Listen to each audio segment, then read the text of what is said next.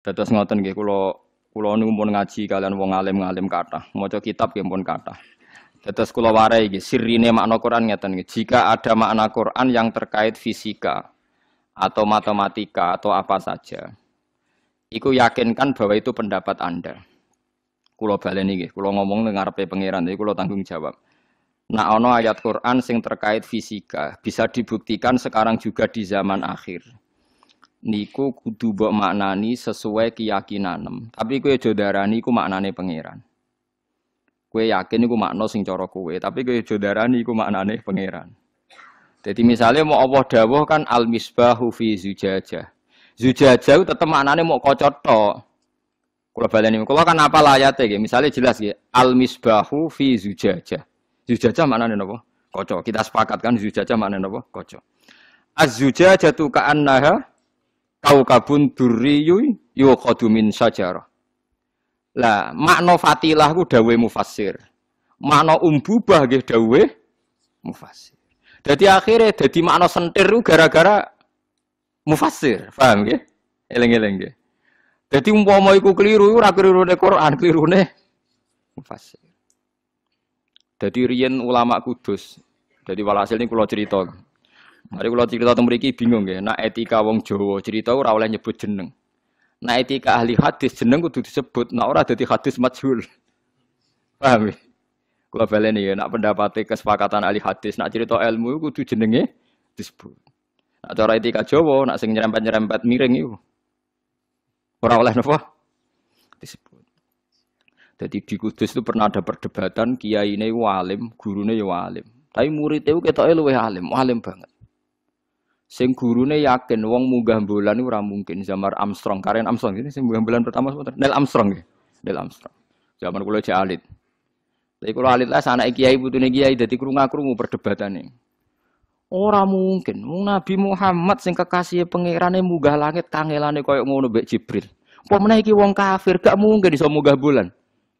Wong bulan ning langit sab keempat. Wes duwalil. Jare muridnya mungkin. Pokoknya mungkin. Jadi gurunya mendalil Quran, dalil hadis. Muridnya tetap mungkin. Suwengi debat. Bareng debat mulai bar Isya sampai jam 3 ora putus. Suwe-suwe gurune kakuati mbek mutung. Pokoknya cara aku ora mungkin. Nggih pun Mbah, nek cara jenengan gak mungkin. Alhamdulillah ampun putus nih. Lu kok nanya aku? Lagi tapi kisah nyata. Iku mutawatir ning antar kiai. Kowe nanya aku ya.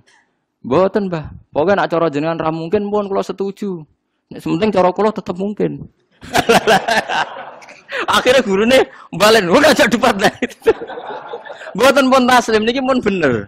Jenengan muni cara kula niku pun bener. Jenengan muni cara kula wis bener.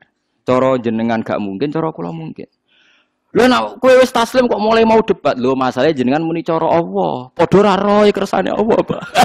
Ora kacer. Murid kok ora kacer. Dene mau muni ra mungkin menurut Allah, menurut Rasulullah, men dalil Quran, dalil hadis.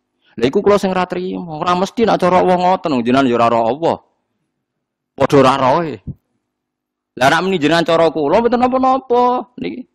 Cara jenengan ra mungkin, cara kula mungkin. Lah dalam hal ini semua ulama sepakat bener muridé. Karena zaman Sayyidina Umar radhiyallahu anhu ketika beliau sering benar. Kalau ulang-ulang ya. Zaman Sayyidina Umar Sugeng ketika beliau sering benar, tiap keputusannya itu sampai dikultuskan hadza hukmullah. Ini hukumnya Allah. Akhirnya Sayyidina Umar duka pidato la taqulu hadza hukmullah wa qulu hadza hukmu Umar. Kamu jangan pernah bilang ini hukumnya Allah, tapi bilang ini keputusan Umar. Karena kalau benar, bisa keputusannya Allah. Kalau salah, biar tetap keputusannya Umar. Betul. Ada beberapa keputusannya Umar yang diyakini salah, terus dirubah. Bahkan zaman Umar cek sugeng. Sing masyhur ge masalah hajariyah, masalah yang miyah ning bab napa faraid. Jadi ning bab faraid itu ngeten, pokoke tak terangno nggih. Tak terangno gambarane. Ning bab faraid itu lucu. Pokoknya nak sakik, dulur sakik iku asobah. Paham nggih? Tapi nak dulur li awaladil malah furud min dawil furud. Suatu saat ono masalah dulur li untuk warisan sakit berhubung asobah. Malah untuk warisan. Akhirnya si orang tadi nyoal, ya Umar, halla abuna kana hajaron mulkon fil yammi. Atuk bapakku anggap ae mati watu sing dibuak ning segara. Dadi bapakku ora ono gunane. Terus Umar dangen-angen, iya ya ono bener e. Mergo nak akhun sakik, iku berarti yo tetep duwe akhun lium. Nak akhun lium ora mesti akhun sakik. Saiki bapake dibuak wae. Nak bapake dibuak berarti mau dihitung lium. Walhasil Umar sik sugeng pun menangi. Oh iya, sodakta kata Umar, sodakta. Intinya gini ya, apapun hebatnya ulama, Anda jangan pernah bilang itu hukumnya Allah. Dalam hal istihad loh ya, dalam hal apa? Istihad. Karena bisa salah. Mulane muridnya mau muni. Lah itu zaman Nabi Sugeng ketika Sa'd bin Ubadah jadi pemimpin nggih ngoten. Jika Anda perjanjian sama orang kafir, maka kamu jangan pakai nama Allah. Pakailah atas nama kamu. Karena jika perjanjian ini dilanggar lebih ringan karena hanya atas nama kamu. Tapi kalau atas nama Allah, kalau dilanggar itu berat.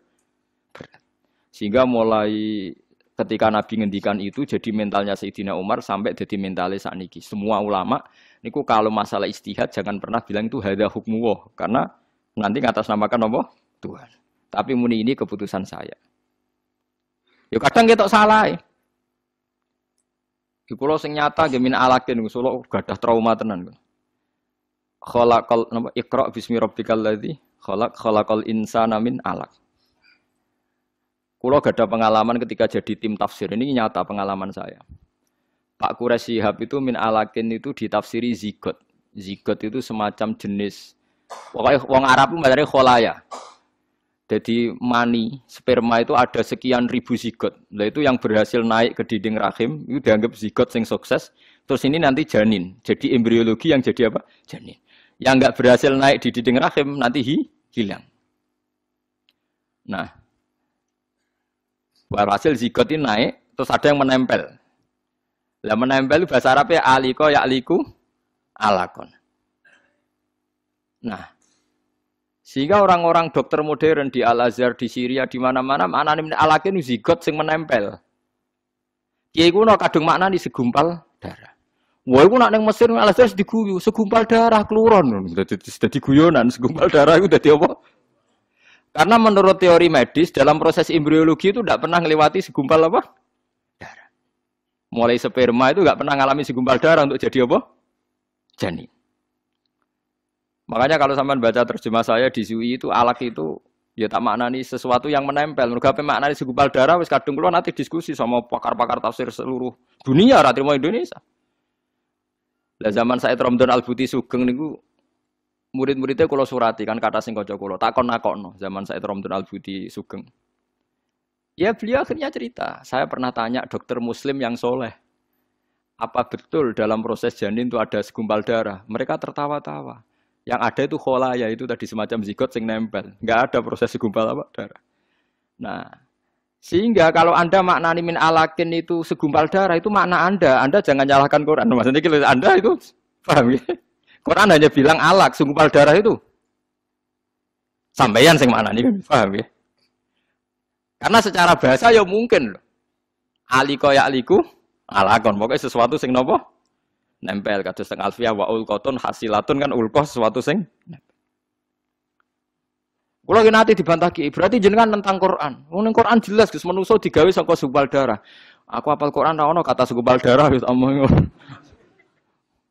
Sing ono khalaqal insana min ala. Endi Quran segumpal darah endi gek itu. Lah itu kadang klirune kita sing nentang makna segumpal darah darane nentang Quran padahal ono ning Quran lafadz segumpal darah.